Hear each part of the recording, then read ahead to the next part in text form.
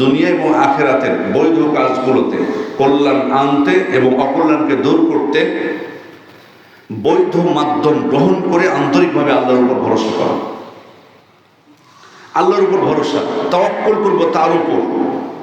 তবে এখানে একটা বিষয় আছে গুরুত্বপূর্ণ, সেটা হচ্ছে মাধ্যম গ্রহণ করা। মানে আমার শক্তি থাকতে হবে, মানে আমি কর্ম করব, আমার উপকরণ লাগবে।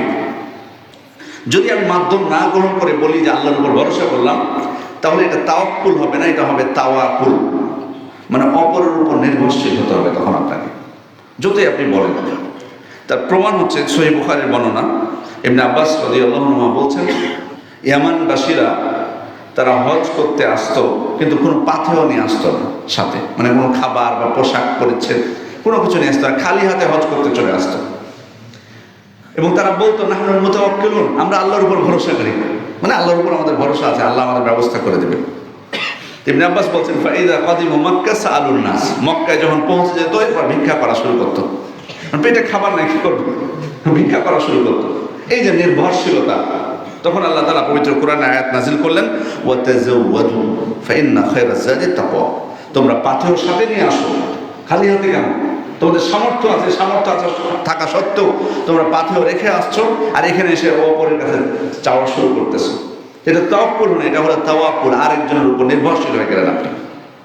এই জন্য ওমর ইবনে খাত্তাব রাদিয়াল্লাহু আনহু বলেছিলেন, লা ইয়াকুদান্না আহাদুকুম ফিল মসজিদ ইয়াকুল আল্লাহু ইয়ারযুকুনি, তোমাদের কেউ যেন মসজিদে বসে থেকে না বলে যে আল্লাহ আমাকে রিজিক দেবে।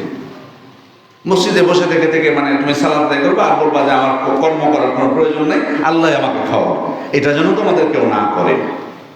কারণ কি? উনি বলছেন, ফাকাদ আলিমতুম আন্নাস সামা লা তুমতিরু যাহাবান ওয়ালা ফিদ্দা, কারণ তোমরা ভালো করে জানো যে আসমান কিন্তু স্বর্ণরৌপ্য বর্ষণ করে না। আসমান স্বর্ণরৌপ্য বর্ষণ করে না যে তুমি ঘরে বসে তোমার সম্পদ পেয়ে যাবে, বরং তোমাকে প্রচেষ্টা করতে হবে। আসমান বর্ষণ করে কি? বৃষ্টি। এই বৃষ্টির মাধ্যমে তোমাকে কর্ম করে ফসল উৎপাদন করে তোমাকে খেতে হবে। সরাসরি স্বর্ণরৌপ্য বর্ষণ করে না আসমান। এই জন্য মসজিদে বসে থেকে বলবা যে আল্লাহ আমাকে খাওয়াবে আর বসে থাকবা না। এই জন্য আল্লাহ তাআলা নির্দেশ দিয়েছেন কি, ফাইযা কুদিয়াতুস সালাতু ফান্তাশিরু ফিল আরদ, সালাত শেষ হয়ে গেলে তোমরা জমিনে ছড়িয়ে পড়ো, ওয়াবতাগু মিন ফাদলিল্লাহ, আর আল্লাহর অনুগ্রহ অন্বেষণ করো।